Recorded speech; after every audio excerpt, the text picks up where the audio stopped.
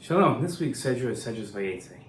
Hate is a destructive force that corrodes a person from the inside. It's a distortion of normative behavior that is incredibly unhealthy for a person's emotional and mental health. The Torah takes a negative view of hate and prohibits it in almost all cases.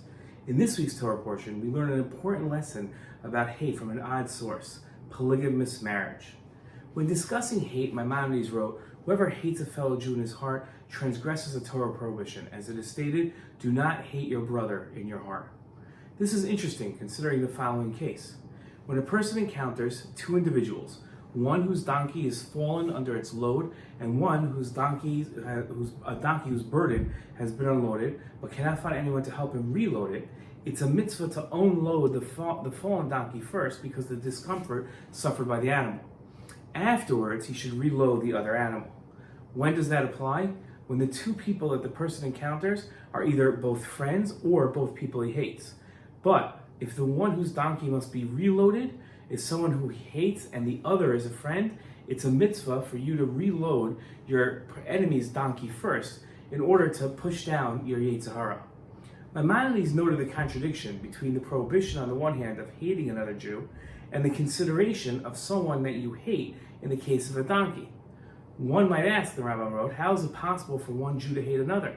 Isn't it written, do not hate your brother in your heart?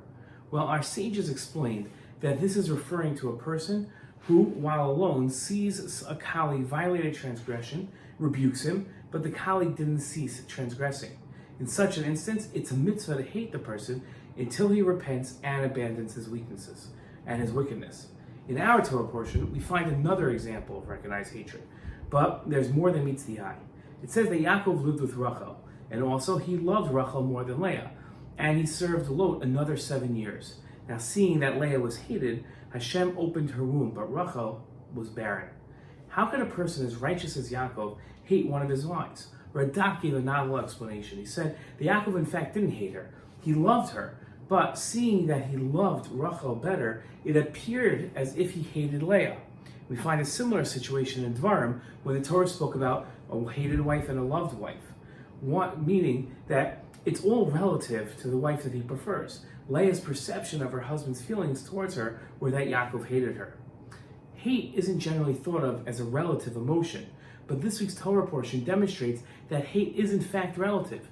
Yaakov didn't hate Leah. It was Yaakov's exceptional treatment of Rochel that caused Leah to think that Yaakov hated her. And this teaches an important lesson to internalize about how we treat other people and perceive how other people are treating us. We might feel that people who mistreat us are revealing an inner feeling of hate towards us, when in fact, their mistreatment of us only looks like hate when it's compared to how other people are treated. Sometimes a deep breath is more appropriate than outrage. An important lesson. Shabbat Shalom.